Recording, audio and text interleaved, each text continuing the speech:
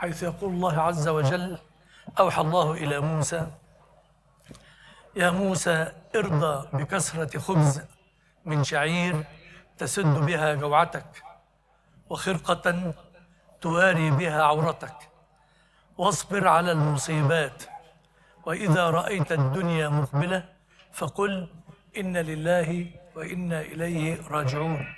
عقوبة عجلت في الدنيا، وإذا رأيت الدنيا مدبرة والفقر مقبلا فقل مرحبا بشعار الصالحين. طبعا الكلام لما تسمعه أول مرة تقول لي هو إيه ده؟ إيه ده؟ وإحنا مخلوقين في الدنيا عشان كده؟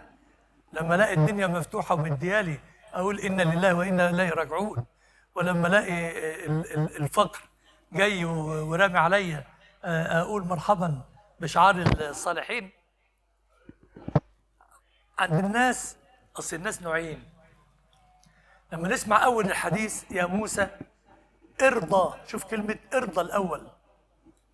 الارضى، عارفين مصيبتنا اللي احنا فيها، المجتمع كله بالكامل، مش احنا بس، جميع المجتمعات وخصوصا المجتمعات المرتبطة بالدنيا إلى أقصى درجة. مشكلتها إيه؟ الارتباط بالدنيا. النمط الاستهلاكي اتغير. يعني إيه؟ أنا هسأل سؤال: إحنا أفقر ولا الصحابة كانوا أفقر؟ الصحابة طبعا. لما تيجي تقارن مفيش مقارنة نهائي باللي احنا فيه. وخلي بالك، هم كانوا بيقولوا ايه؟ الحمد لله. طب هتقول لي ما هم دول الصحابة. طب والصالحين على مدار الدنيا كلها إلى قيام الساعة يقول الحمد لله، راضي، مش فارقة معاه هي راحت فين أو جت فين. أما اللي بيرتبط بالدنيا، شوفوا سيدنا النبي صلى الله عليه وسلم بيقول ايه؟ أخوف ما أخاف عليكم أن تفتح لكم الدنيا فتتنافسوها كما تنافسها من كان قبلكم فتهلككم كما أهلكتم من قبل. سيدنا النبي مش خايف علينا من الكفر، مش هيحصل. أمة سيدنا النبي مش هتكفر أبدا إن شاء الله. ولكن سيدنا النبي كان خايف علينا من إيه؟ إن الدنيا تفتح. والدنيا معناها إنها تفتح، معناها إيه؟ وطبعا ربنا خلق طبيعة ابن آدم هل من مزيد؟ ولا يملأ جوف ابن آدم إلا التراب. على طول عاوز، خلص من حاجة يخش في اللي بعدها، خلص من حاجة يخش في اللي بعدها. فربنا بيقول له إيه يا موسى؟ ارضى بكثرة خبز تسد بها جوعتك، اللي هو قال عنها سيدنا النبي صلى الله عليه وسلم إيه؟ اللي هو إيه؟ فثلث لطعامك وثلث لشرابك وثلث لنفسك. صح ولا لا؟ ما هو ولا يملأ جوف ابن آدم إلا التراب والمعدة بيت الداء. فطول ما انت كان سيدنا عمر في السوق ماشي، فلقى واحد كل ما يشوف حاجة يقف عندها وعايز يشتري، لدرجة انه راح يستلف من واحد يعرفه عشان يرجع تاني يشتري. راح جاي مطلع الجلدة، سيدنا عمر كان حاطط الجلدة في جيبه، وراح جاي خبطه على راسه وقال له كلمة تتردد إلى قيام الساعة. قال له: أكلما اشتريت؟ ده أنت مصيبتك مصيبة. هو أنت كل ما تشتري حاجة تقف تشتريها؟ طب هتجيب لها منين؟ ولذلك النمط الاستهلاكي لما بيتغير، مين منا دلوقتي البيت اللي ما فيهوش تكييف ده يبقى بيت بلاش التكييف في بيت ما فيهوش ثلاجة؟ ما فيش بيت ما فيهوش ثلاجة، والثلاجة فاضية فيها مية، والمية مليانة وفيها، طب فيها عشاء؟ طب في حد هينام من غير سحور؟ اشتكي ربنا قول لنا كده، في حد ما عندوش سحور يتسحره؟ النمط الاستهلاكي. وبالتالي قال لك ايه؟ وبخرقة تسد بها عورتك. كان الشيخ بيقرا الله يكرمه دلوقتي: ولباس التقوى.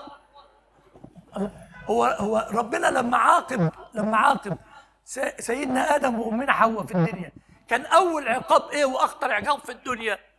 اللي الناس بتعمله بمزاجها دلوقتي، ربنا شال عنهم ايه؟ الساتر. هم ساترين العوره، فشال عنهم الساتر واصبحوا عرايا، بقوا بيستخبوا من بعض، يعملوا ايه ويروحوا فين عشان يداروا العوره. احنا بنكشف العوره بمزاجنا دلوقتي، بندور نكشف العوره بمزاجنا. ولذلك تعرف احنا مبتلين لغايه فين، احنا وضعنا ايه بالظبط. وقيس بقى لو قعدنا نضرب المقاييس: ورده بكثره خبز تسد بها جوعتك، وخرقه تداري بها او تستر بها عورتك. واصبر على المصيبات. واذا، شوف جابها بعدها ايه: واذا رايت الدنيا مقبله فقل انا لله وانا اليه راجعون. كأن الدنيا ايه؟ مصيبه. وهي الدنيا مصيبه ولا مش مصيبه؟ والله العظيم اكبر المصايب الدنيا. والعصر، هو ربنا قال في القرآن عشان ما بنجيبش حاجة من عندنا برضه، عشان ايه؟ ما تتخضش من الكلام لما بنقوله، ردوا على طول للقرآن والحديث بتاع رسول الله. والعصر إن الإنسان لفي خسر. قاعدة إلا، ودايما الاستثناء أقل ولا القاعدة أقل؟ على طول دايما قال، طالما في استثناء يبقى تعرف إن القاعدة العامة كذا، الاستثناء بتاعها لا يمكن، لازم يبقى أقل، صح؟ والعصر إن الإنسان لفي خسر. كل الإنسان، كل الإنسان، إلا مين؟ إلا الذين آمنوا وعملوا الصالحات وتواصوا بالحق.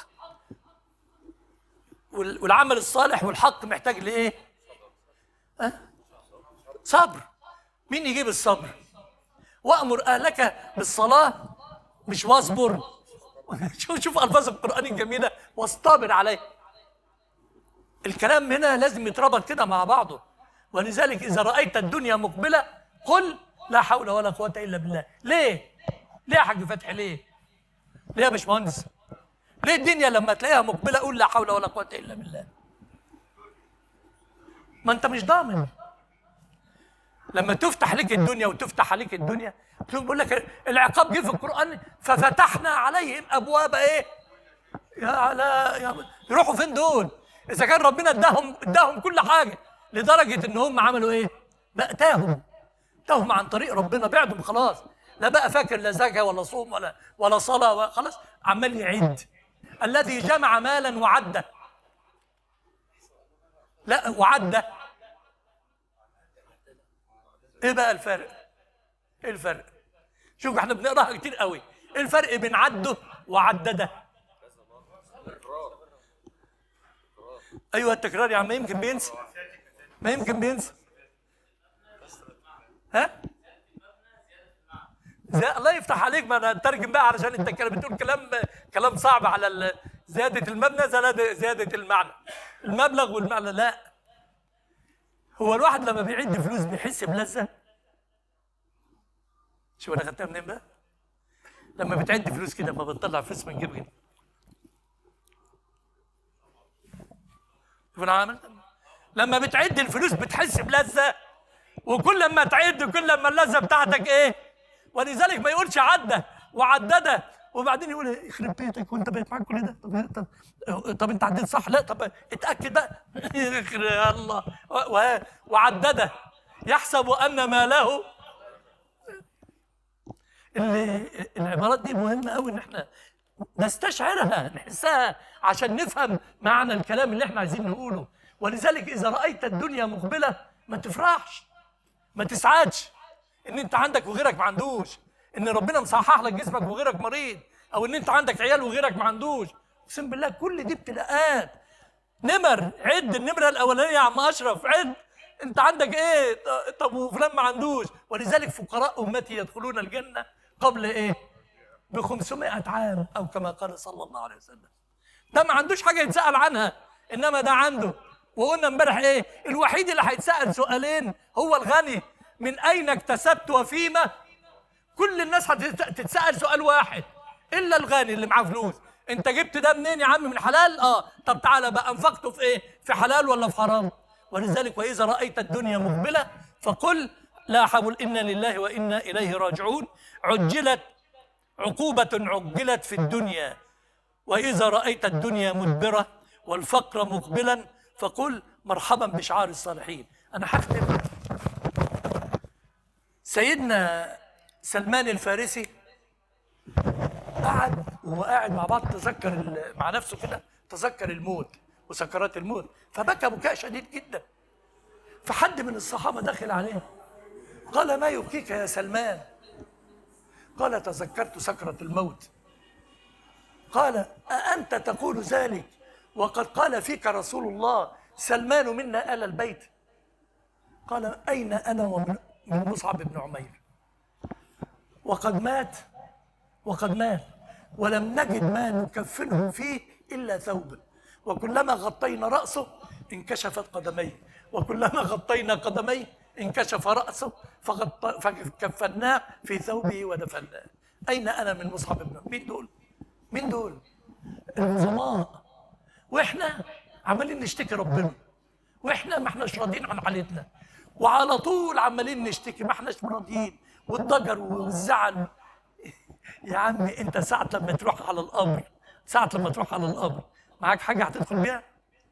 طب كنت غني راح، طب كنت فقير مش فارقة. سيدنا النبي بيقول ايه؟ يؤتى بأبأس أهل الأرض، اللي ما شافش نعيم قط في حياته من ساعة ما اتولد. فقري. عارف البني آدم بيقول ده الراجل ده أعوذ بالله ده فقري، ده حاجة ملوش وصف، عمرنا ما شفنا كده. يؤتى بأبأس أهل الأرض فيغمس في الجنة غمسة فيسأله الله تعالى وهو أعلم: عبدي هل رأيت بؤسا قط؟ قال: يقول: لا وعزتك وجلالك يا رب. الله. طب واللي حياته دي كلها لما اتغمس في الجنة وطلع نسي هو شاف ايه من ذهول الجنة ونعيم الجنة، نسي انه كان في بؤس طول حياته. ويؤتى بأنعم أهل الأرض فيغمس في النار غمسة فيقرره الله فيخرجه فيسأله ويقرره الله وهو أعلم: عبدي هل رأيت نعيما قط؟ قال: لا وعزتك يا رب ما رأيت نعيما قط. مع انه كان أنعم اللي بيقول لك مولوده في بقه معلقة ايه. أقول قولي هذا وأستغفر الله العظيم لي ولكم.